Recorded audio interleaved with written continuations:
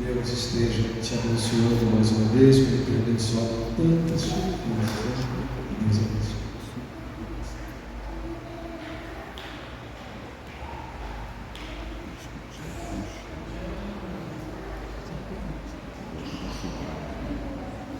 Senhor Jesus Cristo disse aos seus discípulos: deixe-vos na paz, a minha paz vos dou. Essa paz possa estar imperando no coração de cada um, os queridos irmãos de Cristo, que aqui estão nessa noite, com o objetivo de glorificar, exaltar o nome do nosso Deus Todo-Poderoso. Quem está contente por estar na casa do Senhor, diga amém. Amém. Amém. Sim. É muito bom nós estarmos, embora poucos irmãos, mas com o mesmo propósito, de louvar, glorificar e exaltar o nome do Senhor. Nós temos a responsabilidade nessa noite de estar ministrando a ceia do Senhor, e é um momento que nós devemos estar bem, por assim dizer, envolvidos, porque é algo muito importante na vida da igreja, que foi instituída pelo Senhor Jesus Cristo. E eu quero ler para os irmãos o que o evangelista Lucas escreveu lá no capítulo 22, que diz o seguinte: aqui já fala a última Páscoa. Chegada a hora, pôs-se Jesus à mesa e com ele os apóstolos. E disse: tenho desejado ansiosamente comer convosco esta Páscoa, antes do meu sofrimento. Pois vos digo que nunca mais a comereis, até que ela se cumpra no reino de Deus. E tomando um cálice, havendo dado graça, disse: recebei e reparti entre vós. Pois vos digo que de agora em diante não mais beberei do fruto da videira, até que venha o reino de Deus. E tomando um pão, havendo dado graça, o partiu e lhe deu, dizendo: isto é meu corpo que é dado por vós. Fazei isto em memória de mim. Semelhantemente, depois de haver ceado, tomou também o cálice. Esse cálice é a nova aliança no meu sangue, derramado em favor de vós. Irmãos, estava meditando nesse texto e alguns fatos me chamou a atenção. Como sempre, a palavra de Deus sempre que nós lemos, embora a gente muitas vezes lê várias vezes, mas há momentos em que parece que toca em nós, O primeiro fato aqui é que Jesus, a sua onisciência, Jesus como Deus, ele sabia, já estava sabendo, que o momento já estava se aproximando. Aquele objetivo pelo qual ele deixou o céu, deixou de ser servido pelos anjos, querubins, serafins, pelo lugar maravilhoso, ele deixou tudo para vir a este mundo hostil, e conforme nós lemos e sabemos, e aqui para dar a sua vida em favor de cada um de nós. E durante os 3 anos, ele começou a ensinar os discípulos, prepará-los, para que, quando ele partisse, aqueles discípulos, aqueles homens, continuassem a missão, continuassem a obra de propagar aquilo, o objetivo pelo qual ele veio aqui a este mundo. Então, me chama a atenção porque já estava se aproximando, ele sabia, e faltava o quê? Faltava ele instituir esse momento. Ele podia ter feito isso no começo, do seu ministério, mas não, deixou para aquele último momento, quando já estava realmente chegando o momento. E outra coisa é que ele aproveitou o momento da Páscoa, Já disse aqui algumas vezes, os irmãos já sabem disso, que Páscoa significa passar por cima, Então aqui, aquele povo, o povo judeu, o povo pelo qual Deus havia preparado para que pudesse vir a Jesus ao mundo e viesse dar salvação àquele povo, eles todos os anos, eles comemoravam a Páscoa. O que é essa Páscoa? Os irmãos sabem. Passar por cima. Eles comemoravam a aqueles tempos em que seus antecedentes estavam lá no Egito, debaixo da escravidão, sendo açoitados, trabalhando, passando necessidade e sofrimento tremendo, o qual muitos deles levaram a clamar a Deus para que viesse abençoar e tirá-los daquele lugar. E aí então nós sabemos a história, né? Os irmãos sabem, nós vamos olhar de que Deus então ouviu o clamor daquele seu povo e já achava que aquele povo já estava em condições de realmente, né, ser um povo livre, liberto e fazer com que o seu propósito da vinda de Jesus Cristo viesse ao meio deles. Então Deus prepara aquele povo lá no Egito, endurece o coração daqueles reis, daqueles homens que governavam, e os lançaram por 9 pragas, né? Pragas, umas pragas, o qual levava aquele rei, aquele governante lá, a tomar a decisão de libertar o povo, mas depois se arrependia. Aí chegou na última, Deus falou: agora chega, e Deus também tinha um propósito através desse envolvimento, né? Deus tinha um propósito também para o povo, fortalecer o povo a respeito, para que eles se lembrassem o quanto Deus agiu, quanto Deus trabalhou para que eles pudessem ser libertos daquela escravidão.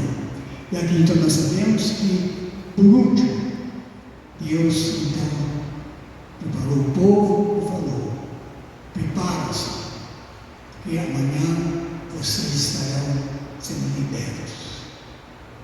Todos durmam, por assim dizer, né?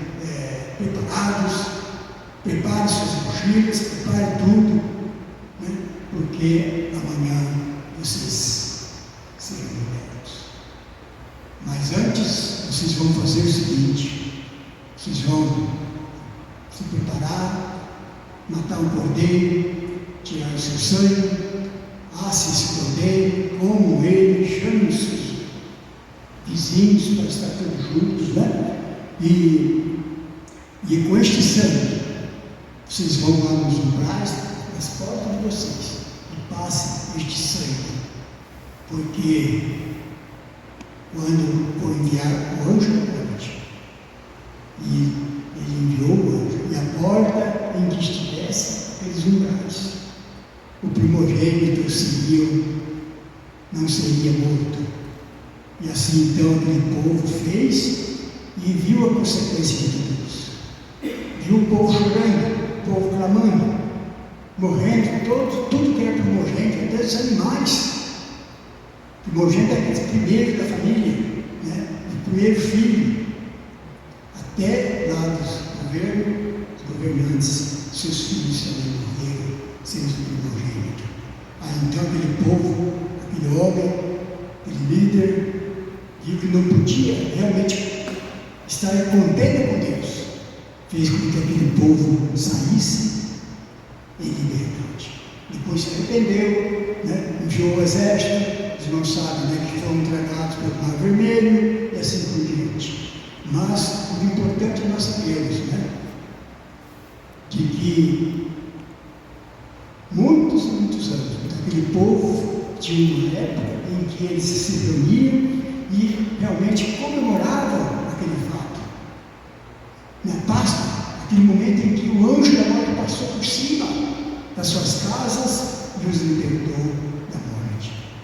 E aquela comida que eles tinham que comer ali era com ervas amargas, para que eles pudessem lembrar daquele tempo de amargura, aquele tempo em que eles passaram, seus antecedentes passaram ali no Egito. E eles então tivessem sempre louvando a Deus pelo seu grande feito. Aí então Jesus, né, aproveita aquele momento e, conforme nós vimos aqui, institui a ceia. E para que aqueles discípulos que estavam ali sempre preparados pudessem entender agora o novo objetivo de Deus e pudessem então ensinar as as igrejas, o povo, a respeito da necessidade deles crerem em um novo Senhor. Então nós vemos que aí, então, eles tinham que ensinar o povo de que agora eles comemoravam, eles celebravam de um sangue, né, que os livrou da morte física, mas que agora eles teriam, através da sangue do Senhor, estar sempre se lembrando do derramamento do sangue de Jesus, que nos livraria, ou que livraria o povo, não da morte física, mas da morte espiritual. Então, esse era o objetivo de Jesus.